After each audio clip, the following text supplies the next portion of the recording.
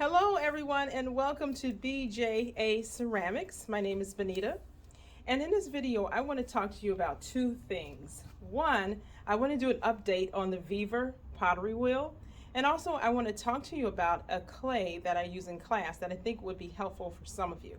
Okay, well, stay tuned. Okay, well, first I want to talk to you about the Vevor. So just a quick update on the Vevor pottery wheel from Amazon. It's still in good shape. It's still working very well. Haven't had any problems with it. As you can see, I have it on top of two milk crates that I got from the school, and it works perfectly for the students and for myself. We don't have to adjust it. I'm also using the 18-inch stool, and I just sit there and throw, and everything is okay. So happy to let you know that everything's okay with the Vevor. I'm going to throw on it as I talk about the clay that I want you all to know about. So here's the clay that I wanted to introduce to you. I'm not sure if you all are familiar with this, but it's a Mexican pottery clay. It's made by Amico, and it's a hard air drying clay. This clay I find is different from any other air dry clay because it dries solid. It's very hard when it's dry. So this clay is perfect for those who want to get back into the hobby of throwing and you don't have a kiln. This would be perfect for you. You can't use it to make cups to drink out of it. You can't make eatable ware, but you can make vases, you can make bowls and things like that. So I'm going to show you what I've made with it so far. See right here, I've made a bowl, and it's pretty solid. Let me knock it like that. It's pretty solid. It dries pretty fast, and it doesn't shrink, which is different from the other clays. And here is another vase that I made. I made this about a couple of months ago. Very nice and solid. And one of the vases that I made, I used to put pencils in, so it's easy for kids to come in and just grab a pencil out of the bowl. Okay, so right now I'm going to throw for you using this Mexican clay by Amico. And as you can see, or as you will see in a minute, it's really easy to throw. And let me turn my wheel on.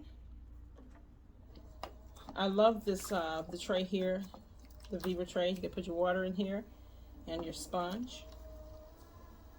Okay, so I'm going to turn it up. I do use my knob. I'm not sure if you can see my knob from this angle.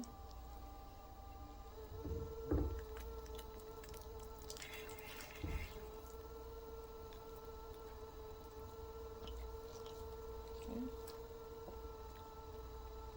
Now this is similar to a terracotta clay. Turn my wheel up a little faster. So it's very easy to throw, very easy to center. I found it very easy to center. And my students, they don't struggle with it. And I teach middle school, so 6th, 7th, and 8th graders don't struggle to place their clay into center. So I'm going to make my entry. I've already centered it, which was pretty quick. And now I am going to open it. I'm going to just show you how beautiful this clay is, how smooth it is. Smooth, similar to porcelain. So I'm going to open my bottom. Make my opening.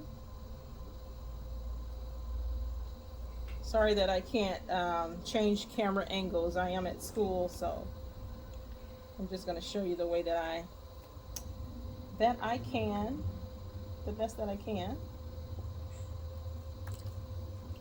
So now I'm going to start pulling.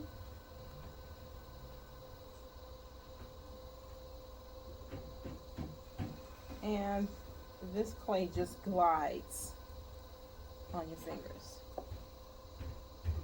And like I said, the one great thing about it is that it doesn't shrink. If it does, not much. I noticed that my pieces have not reduced in size too much at all. So it's an awesome clay. And as I said, if you're in a small studio or you're a hobbyist and you want to throw, but you don't have a kiln and you can't find the right type of clay, this is perfect.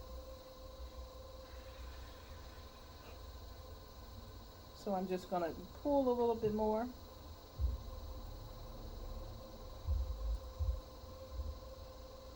Compress my rim.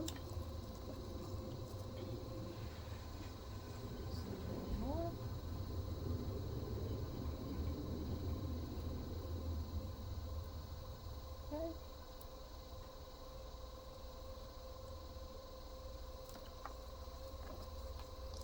And one thing I did want to mention about the Vevor, there are no pinholes. So if you want to create them, you would have to do it yourself. Just simply get a drill and drill those pinholes in yourself. It is an inconvenience not being able to use a bat, to have a bat system attached to it, because we're just pulling it off with our hands and connecting it to a board where we can store our pieces. Would be just ideal. Okay, so I'm just shaping out a bowl.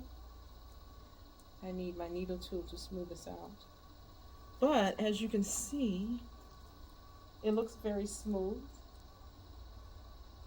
easy to work with. Drying time, I would say, takes about a day or two to dry, depending on the thickness. And you don't need a kiln, which is the best part.